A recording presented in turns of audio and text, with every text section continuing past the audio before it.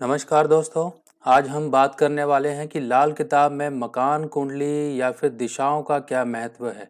देखिए, लाल लाल किताब की जो कुंडली के बारे में अगर हम बात करें तो लाल किताब में जो है कुंडली यानी कि मकान कुंडली का इम्पोर्टेंस है, हाथ की रेखाओं का इम्पोर्टेंस है और प्रॉपर इसे वास्तु के जो है उसके हिसाब से टैली करके आपके टेबे की दुरुस्ती की जाती है और साथ में उन ग्रहों की यहाँ पे हिदायत दी जाती है कि इस दिशा में आप ये चीज़ें ना रखें या फिर इस दिशा में आपके ये ग्रह मंदे हैं। इनसे सारा का सारा जो है लाल किताब में पता लगता है। तो यहाँ पर कई तरह की कन्फ्यूजन्स रहती हैं आप लोग सब लोगों में कि लाल किताब की कुंडली हम कब देखें, लाल किताब की दुरुस्ती कैसे करें, क्योंकि कुंडली का जो टेवा जो हम दुरुस्ती करते हैं वो हम जन्म कुंडली और जो हम जद्दी मकान से करते हैं। मगर आज के समय में लोग ज़्यादातर बाहर रहते हैं, या तो अपने फ्लैट्स में रहते हैं या उन्होंने नया मकान बना लिया है। तो इन चीज़ों को हम किस तरीके से हम देखें, कई लोग बिज़नेस में जो है या जो उनकी दुकानदारी है या फिर बिज़नेस है या फिर अपना कोई शॉप वगैरह है वहाँ पर किस तरीके से देखें, बच्चों की घर में पढ़ाई डिस्टर्ब हो रही है या फिर हमने कोई चीज़ गलत घर में बना ली है या फिर किसी ग्रह संबंधित चीज़ों को हमने कहीं गलत दिशा में रख दिया है या फिर आपकी कुंडली में ही कोई ऐसे ग्रहों की पोजीशनिंग है, कोई ऐसे ग्रह बैठे हैं, तब हम इस केस में दूसरे ग्रहों का कैसे साथ लेके, कैसे मदद लेके अपने कुंडली में बैठे हुए उन ग्रहों के जो है नेगेटिव प्रभाव से बच सकते हैं। देखिए, ये टॉपिक जो है बहुत बड़ा टॉपिक है और मैं यहाँ पर आपको कुछ एक छोटे आइडियाज़ के रूप में और छोटे-छोटे इन्फॉर्मेशन के रूप में यहाँ पर आपको बताने जा रहा हूँ। तो समझ लीजिए, इसको जो पॉइंट्स वगैरह हैं इनको आप नोट डाउन कर लीजिए, चाहे तो इसका स्क्रीनशॉट ले लीजिए। यहाँ पर मैंने जो टेबा आपको समझाने के लिए बनाया है वो बिल्कुल सिंपल बनाया है। देखिए, लाल कुंडली में जो मकान कुंडली की बात की जाती है उसको हम दो तरीके से देखते हैं। पहली तो वो होती है जो आपकी जन्म कुंडली होती है, उसके हिसाब से बनती है। दूसरी होती है चंद्र कुंडली। चंद्र कुंडली बनाने के लिए बिल्कुल सिंपल स्टेप है, वो मैं आपको ओवरव्यू बता देता हूँ कि किस तरीके से सिंपली बनता है। आप अपनी जन्म कुंडली देखिए, जन्म कुंडली में खाना नंबर में जिस राशि में जो है चंद्रमा बैठे हैं वही खाना को आप समझ लीजिए कि मान लीजिए चंद्रमा 4 नंबर राशि यानी कि कर्क में बैठे हैं। तो अब आप क्या करेंगे, जो खाना नंबर 4 होगा, अब राशि नहीं, अब हम खाने पे पहुंचेंगे, यानी कि खाना नंबर 4 में चंद्रमा को बिठाएंगे और चंद्रमा के आगे जितने घर थे, जितने ग्रह थे, उन सबको बिठा देंगे तो वो आपकी चंद्र कुंडली बन जाएगी। ठीक है, ये सिंपल स्टेप है, इससे आप बना सकते हैं। बाकी दूसरा स्टेप जो है मैं किसी और पोस्ट में आपको बताऊंगा कि चंद्र कुंडली को कैसे हमने राशि और घरों के हिसाब से हमने कैसे बनाया, पर ये सिंपली एक शॉर्ट तरीका है जिससे आप चंद्र कुंडली बना सकते हैं। चंद्र कुंडली का जो हम देखते हैं स्टडी करने के लिए कि चंद्र कुंडली कहाँ कहाँ यूज होती है। चंद्र कुंडली जो है किस्मत का ग्रह ढूंढने के लिए होती है। चंद्र कुंडली जो है आपके वाइफ के बारे में हालात बताती है। चंद्र कुंडली जो है आपके मकान, यानी कि जो हम मकान कुंडली को स्टडी करें तो उस केस में भी चंद्र कुंडली यूज होती है। तो चंद्र कुंडली के यूजेस कई सारे हैं, पर यहाँ पर आप सिंपली एक समझ लीजिए कि अगर आप चंद्र कुंडली से मकान का हाल देख रहे हैं तब भी आप देख सकते हैं। पर यहाँ पर जो है हम जातक की लगन कुंडली से उसके मकान कुंडली की हालात को देखने की बात कर रहे हैं। तो यहाँ पर ये देखिए, मैंने सिंपल एक नॉर्थ इंडियन स्टाइल में आपको टेबा बना के दिखाया है। बाकी यहाँ पर मैंने दिशाएं भी दी हैं, तो आप दिशाएं को समझ लीजिए। हिंदी और इंग्लिश दोनों मैंने लैंग्वेज में भर दिया है यहाँ पर। पहला घर, ये पहला खाना जो होगा ये पूर्व दिशा को बताएगा। पूर्व दिशा, पहले आप दिशा समझ लीजिए, फिर इसके साथ साथ मैं और इन्फॉर्मेशन देने वाला हूँ जिसमें ग्रहों की दिशाएं होंगी। कौन से ग्रह कौन सी दिशा में होंगे तो खराब असर देंगे, कौन से ग्रह कौन सी दिशा में लेके जाएंगे, तो उनसे संबंधित चीजें, ग्रहों से संबंधित चीजें अगर हम किसी स्पेसिफिक दिशा में रखेंगे तो वहां पर वो अच्छे रिजल्ट देगा। तो यहाँ पर जो पूर्व दिशा होगी वो खाना नंबर 1 होगी और उत्तर पूर्व यानी कि नॉर्थ ईस्ट जो दिशा होगी वो खाना नंबर 2 होगी। दक्षिण दिशा जो मानी गई है खाना नंबर 3 है और जो है ये साउथ दिशा होगी। और इसके साथ साथ उत्तर पूर्व जो दिशा होगी वो नॉर्थ ईस्ट दिशा होगी। और पूर्व की दीवार, ये पूर्व की दीवार है यानी कि ईस्टर्न वॉल, आपकी जो ईस्ट साइड की दीवार होगी वो ईस्टर्न वॉल होगी। और खाना नंबर 6 में जो होगी उत्तर यानी कि नॉर्थ का इसमें एरिया माना गया है। पहले आप ये समझ लीजिए, फिर मैं आपको बताऊंगा कि आपको कैसे अपनी दिशाओं को समझना है। खाना नंबर 7 जो है दक्षिण पश्चिम दिशा मानी गई है, तो यहाँ पर साउथ वेस्ट हमने लिखा है। खाना नंबर 8 होगा वो दक्षिण की दीवार यानी कि साउथ की दीवार मानी गई है। खाना नंबर 9 यानी कि मरकज, जो आपका सेंटर पॉइंट होता है, घर का एक मध्य का हिस्सा होता है जहाँ पर खुला रखते हैं लोग ज़्यादातर, जहाँ से धूप और वेंटिलेशन वगैरह आने का रास्ता होता है। और खाना नंबर 10 जो होता है वो वेस्ट की यानी कि पश्चिम की जो है एरिया माना गया है। और खाना नंबर 11 यानी कि पश्चिम की दीवार, खाना नंबर 11 पश्चिम की दीवार मानी गई है। और खाना नंबर 12 साउथ ईस्ट पूर्व दक्षिण की दीवार मानी गई है। अब हम इसके साथ साथ आगे समझते हैं कि जो हमने एक बार दिशाओं को समझ लिया कि ये दिशाएं जो होती हैं, हमें दिशाओं के हिसाब से आगे चलना है, दिशाएं हमें बिल्कुल ही कंसीडर करके रखनी है। तो अब एक एग्जाम्पल से हम समझ लेते हैं कि एग्जाम्पल में जैसे कि मान लीजिए आपके जो टेबे में किसी तरीके से सूर्य और शनि का आपस में टकराव है, तो सूर्य और शनि का टकराव या फिर सूर्य और शनि की आपस में जो दृष्टि होगी, वो आपस में दृष्टि जो है मान लीजिए शनि अगर सूर्य को देखे तब यहाँ पे कंडीशन जो हो अच्छी होती है, पर अगर इसके ऑपोजिट सूर्य शनि को देखे तो यहाँ पे शुक्र और केतु दोनों ही खराब होते हैं, दोनों ही बर्बाद होते हैं।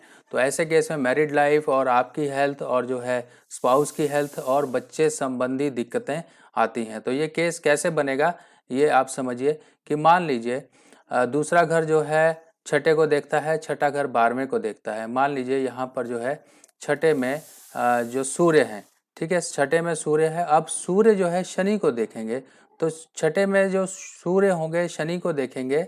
अब ये जो दिशाएं बनती हैं, यहाँ पे दिशाओं के हिसाब से भी हमें चीज़ों को समझना पड़ेगा कि खाना नंबर 12 में जो है शनि है और खाना नंबर 6 में जो है यहाँ पे सूर्य है। और सूर्य की जो सीधी दृष्टि जो है शनि के साथ यहाँ पर संबंध बन रहा है। तो यहाँ पर क्या होगा, शनि संबंधित यानी कि शनि जो है अपनी बला जो है शुक्र पे डाल देगा, और शुक्र अपने आप को बचाने के लिए उसने अपना बलि का बकरा केतु को बना रखा है, तो वो अपनी बला जो है केतु पे डाल देगा। यानी कि दोनों ग्रह शुक्र और केतु यहाँ पर मारे जाते हैं। तो इस केस में हम यहाँ पर सिंपल एक रेमेडी करते हैं। वो रेमेडी ये होती है कि हम ज़मीन से निकली मिट्टी यानी कि जो बोरवेल वगैरह हो रहा होता है, तो बोरवेल की जो मिट्टी होती है यहाँ पे मसनूई का इफेक्ट आ गया, यानी कि बुध और शुक्र जब आपस में मिलते हैं तब यहाँ पे शुक्र सूर्य बनता है। अब यहाँ से हमने सूर्य को जो है यहाँ से दृष्टि संबंध से हमें हटाना है। तो हटाने के लिए क्या एक एग्जाम्पल होगा, क्या स्टेप होगा, वो स्टेप ये होगा कि सूर्य के जो मसनूई पार्ट हैं बुध और शुक्र, बुध जो है जमीन की रेत होती है यानी कि अंडरग्राउंड की जो रेत होती है, जब बोरवेल होता है तो वहाँ से रेत निकलती है, तो वो रेत को हम लेंगे, रेत के अंदर सीमेंट मिला के उस रेत को हम धर्म स्थान यानी कि खाना नंबर 2 की दीवार, जो मंदिर वगैरह होंगे उनकी दीवारों वगैरह पे जाके वो रेता और सीमेंट मिला के हम जो है शनि का प्रभाव खाना नंबर 2 से जोड़ेंगे। तब यहाँ पर जो है शुक्र अकेला रह जाएगा, क्योंकि बुध यहाँ से निकल चुका है, यानी कि अब सूर्य ना रह के शुक्र रह गया है, और यहाँ पर जो है सूर्य और शनि का जो टकराव था उससे यहाँ पे बचाव मिल गया है।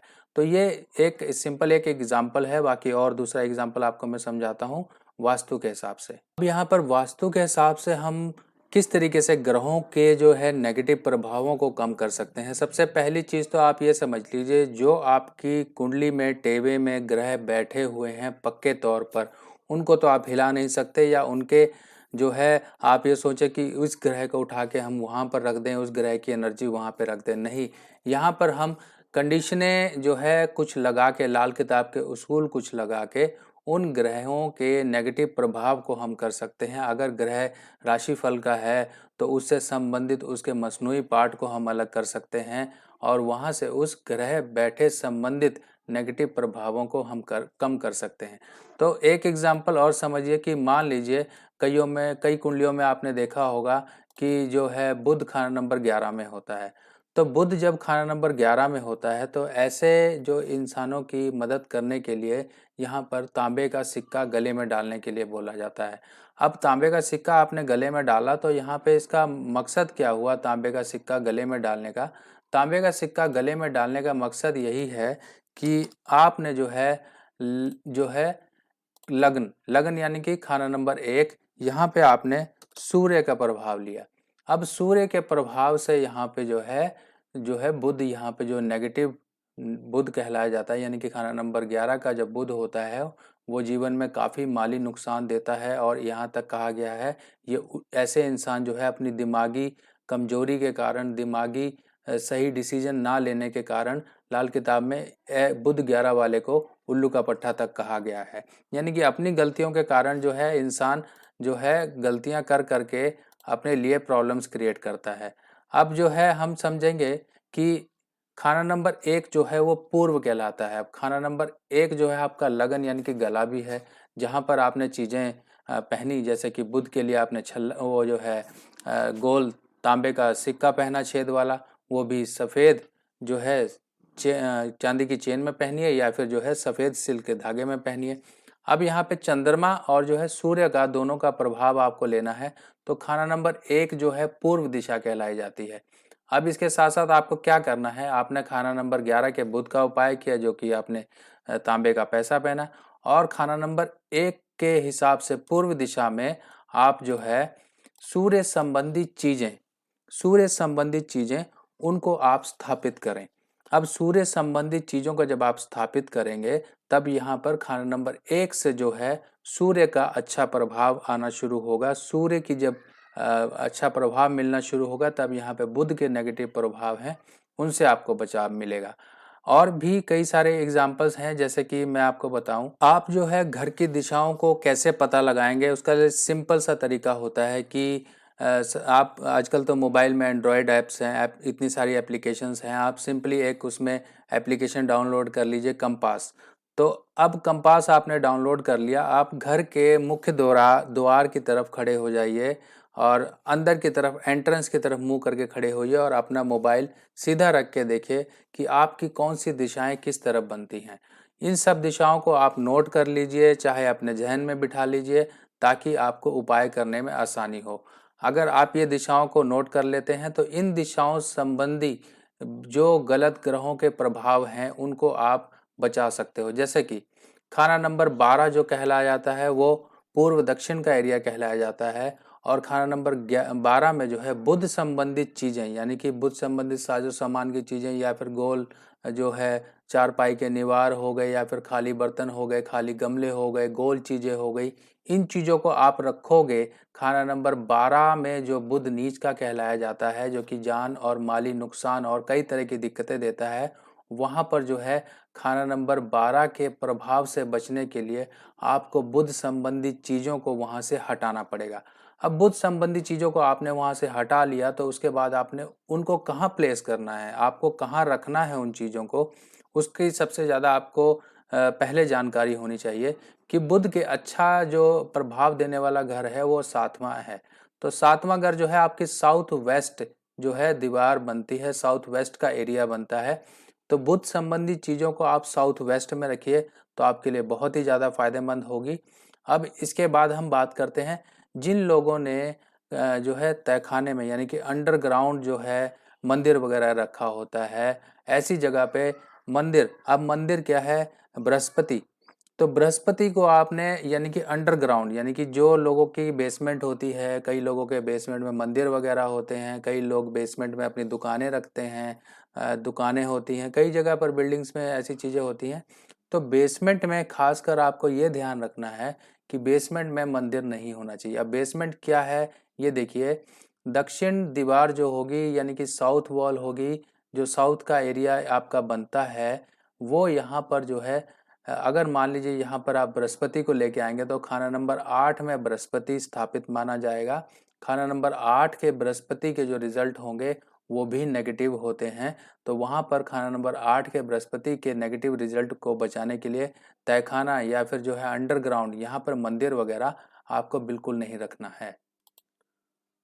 अब इसके बाद कई लोगों की कुंडली में जो है खाना नंबर 6 में बृहस्पति होते हैं। ये खाना नंबर 6 है जहाँ पर बृहस्पति है। खाना नंबर 6 का जो बृहस्पति है वो भी काफ़ी हेल्थ और जो है माली नुकसान देता है।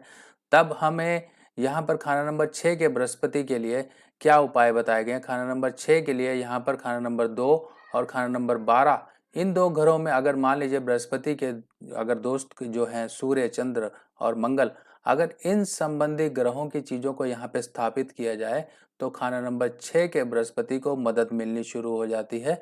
खाना नंबर 6 के बृहस्पति को जब दोस्तों की मदद मिलती है तब खाना नंबर 6 के जो बृहस्पति के मंदे प्रभाव से बचा जा सकता है। उसका एक सिंपली उपाय है, आप मंदिर में जो है चीज़ें चढ़ाएं, यानी कि खाना नंबर 2 वहाँ पे मंदिर में चीज़ें चढ़ाएं, या फिर खाना नंबर 12 जो है, खाना नंबर 12 आपके घर की छत भी बनती है क्योंकि वो खाना नंबर 12 से देखी जाती है। और साउथ ईस्ट का यानी कि पूर्व दक्षिण का जो एरिया है वहाँ पर आप चंद्र, मंगल, चंद्र की छोड़कर आप सूर्य की चीज़ों को चढ़ाएं, क्योंकि खाना नंबर 12 में जो है चंद्र की जो है चीज़ें वो मंदी कहलाती हैं, यानी कि रातों की नींद उड़ाने वाली होती हैं। तो यहाँ पर आप सूर्य की चीज़ हैं, यानी कि सूर्य की कारक वस्तुएं जो होंगी वो आप जो है अपने घर की छत पर रख सकते हैं, या फिर जो है आप यहाँ पर ओलों का पानी, ओल जो ओले गिरते हैं या फिर गंगा जल वगैरह साउथ ईस्ट एरिया में आप रखिए, या फिर घर की छत पर आप रखिए।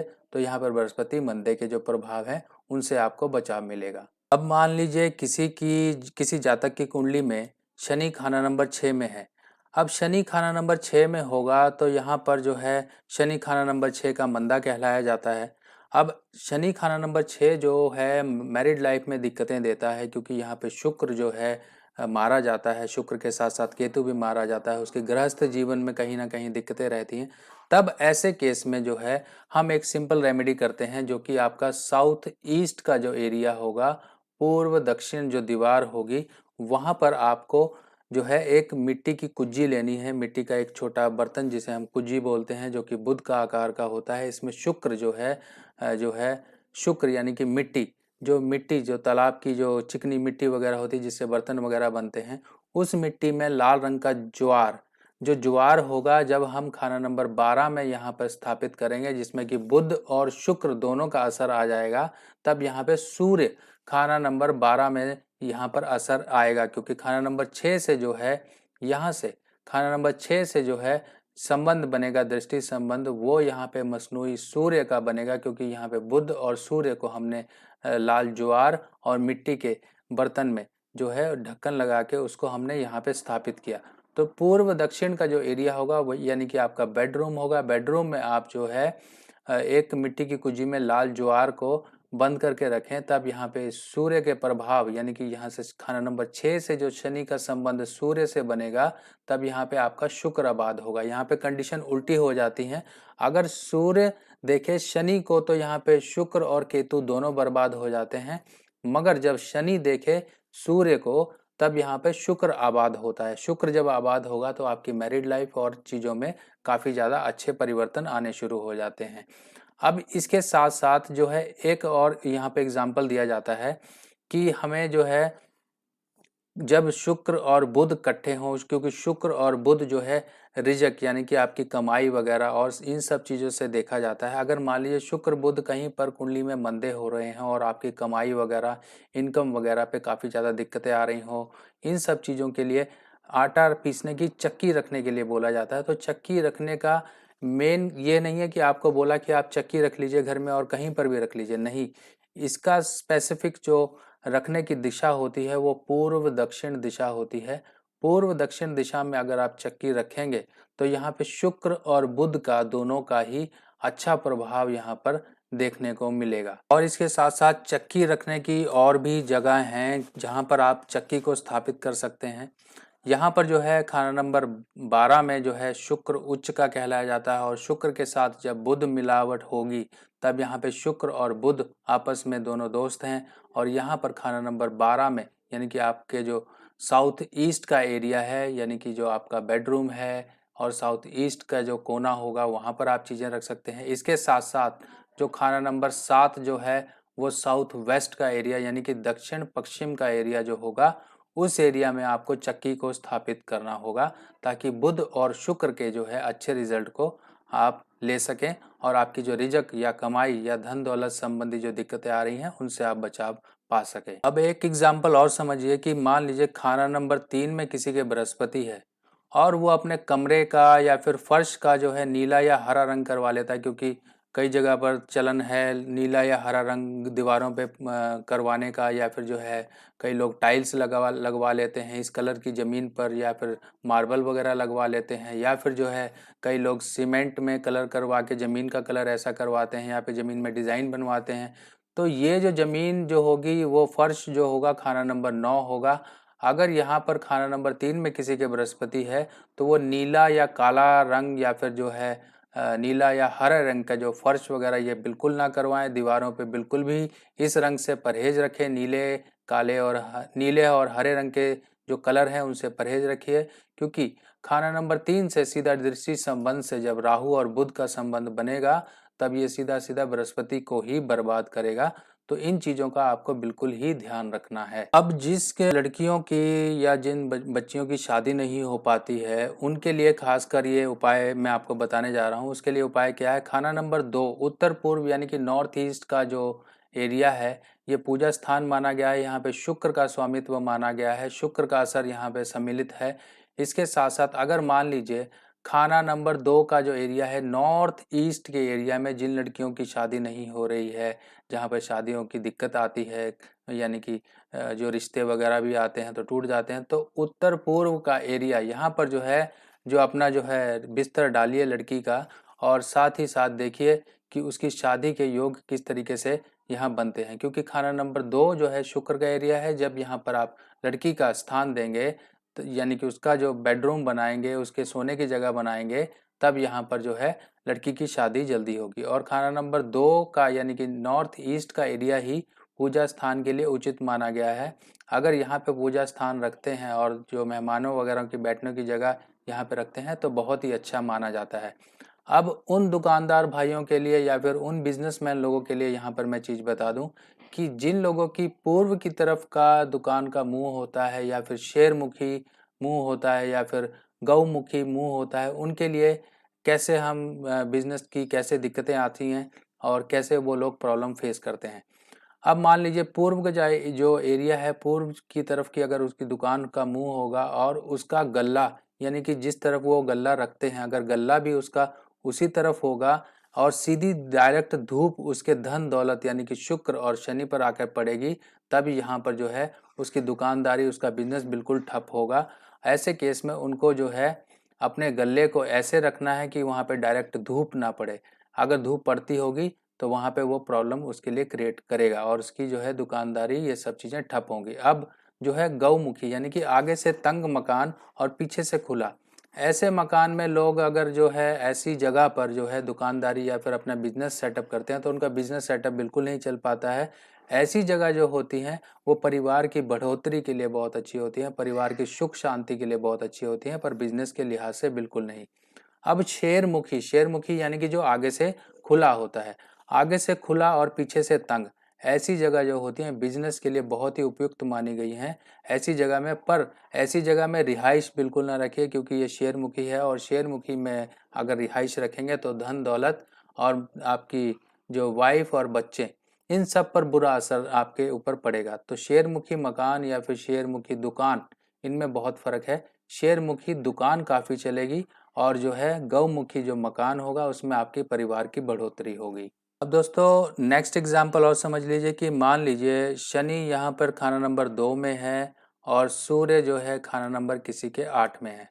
अब यहाँ पर जो है सीधा दृष्टि संबंध वही बन रहा है जो खाना नंबर 6 और 12 का मैंने आपको एग्जाम्पल बताया था कि अब यहाँ पर खाना नंबर 8 में जो है वो सूर्य है और खाना नंबर 2 में जो है वो शनि है। अब सूर्य की दृष्टि डायरेक्ट जो है वो यहाँ पर शनि पे पड़ रही है, जिसके कारण जो है मैरिड लाइफ और बाकी सब दिक्कतें, औलाद संबंधी दिक्कतें आपकी लाइफ में आएंगी। तो ऐसे केस में क्या करना होता है, देखिए हम ग्रह को तो वहाँ से हटा नहीं सकते, पर उस ग्रह की एनर्जी को हम बदल के यानी कि उसका जो प्रभाव है विपरीत प्रभाव उसको बदल सकते हैं। उसका प्रभाव बदलने का यहाँ पे क्या तरीका होगा, सूर्य की जो कारक वस्तुएं होंगी उनको हम यानी कि तहखाना यानी कि जो ज़मीन अंडरग्राउंड जैसे हम कहते हैं अंडरग्राउंड चीज़ें जैसे कि कुआं या फिर जो तालाब, ठीक है, कुएं या तालाब में जो है हम सूर्य की कारक वस्तुओं को हम यहाँ पे डालेंगे। तो इस खाना नंबर 2 से जो संबंध बनेगा खाना नंबर 6 का, तो खाना नंबर 6 में जब सूर्य की संबंधित चीज़ें आएंगी तब यहाँ पे शुक्र आबाद होगा, क्योंकि शनि की दृष्टि सूर्य के जो है असर पर आएगी। तब सूर्य और शनि का जब आपस में संबंध बनेगा, यानी कि शनि जो है सूर्य की कारक वस्तुएं या फिर सूर्य के प्रभाव की तरफ अपना नज़र रखेगा, इस वजह से जो है शुक्र आबाद होगा। पर इसके विपरीत कंडीशन जो होती है, सूर्य और अगर मान लीजिए सूर्य शनि को देखे तब शुक्र ही यहाँ पे बर्बाद होता है। तो आई होप दोस्तों ये छोटी सी पोस्ट में आपको कुछ जो है आइडिया लगे होंगे, कुछ आपकी कन्फ्यूजन्स दूर हुई होंगी। बाकी जो है मकान टेबा या फिर जो है मकान कुंडली का हम उपयोग उसी तरीके से करते हैं किसी की कुंडली को दुरुस्त करने के लिए, क्योंकि कुंडली में बैठे ग्रह, जो हमारी कुंडली में बैठे ग्रह हैं वही हमारे जद्दी मकान जहाँ पर हमारा जन्म हुआ उसके बारे में बताते हैं। यानी कि हमारे पास अगर टेवा है और उस टेबे में हमको थोड़ी सी भी कन्फ्यूजन्स है कि हमारा टाइम ये नहीं है ये है, तो हम उसकी जो है मकान की चीज़ें और मकान के पड़े हुए सामान को हम देख कर बता सकते हैं कि उस ग्रह से संबंधित चीज़ें उस खाना नंबर में बोल रही होंगी।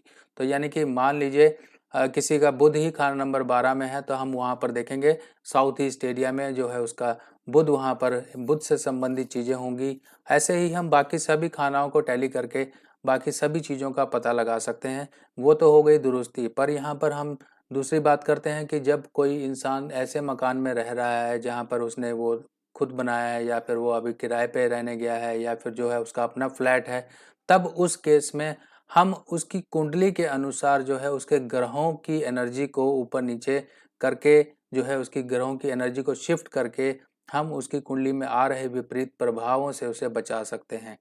तो दोस्तों इस टॉपिक को हम कई तरीके से यूज़ कर सकते हैं, ये मकान कुंडली को हम कई तरीके से यूज़ कर सकते हैं। बस यहाँ पर ये है, यही एक इम्पॉर्टेंट एस्पेक्ट बनता है कि हम किस तरीके से जो है मकान कुंडली का उपयोग कर रहे हैं, क्योंकि यहाँ पे एप्लीकेशंस मकान कुंडली की और जो है लाल किताब वास्तु की बहुत ही ज़्यादा हैं। तो एक पोस्ट में मैं इन सब चीज़ों को कवर नहीं कर पाऊँगा। हो सकता है कि आने वाली कुछ पोस्ट में और कुछ अलग वीडियोस में मैं आपको धीरे धीरे इन चीज़ों को कवर करता रहूं। बाकी आप लोगों के फीडबैक और सजेशन की मुझे ज़रूरत रहेगी, ताकि आने वाली पोस्ट में मैं उन सब चीज़ों को इंक्लूड कर सकूं। बाकी आप लोग अपना प्यार और जो है समर्थन मुझे देते रहिए। लाइक और सब्सक्राइब ज़रूर करिए ताकि मेरा भी कॉन्फिडेंस बढ़ता रहे। बाकी नेक्स्ट वीडियो में फिर दोबारा मुलाकात होगी आप लोगों से। तब तक के लिए आज्ञा दीजिए। नमस्कार।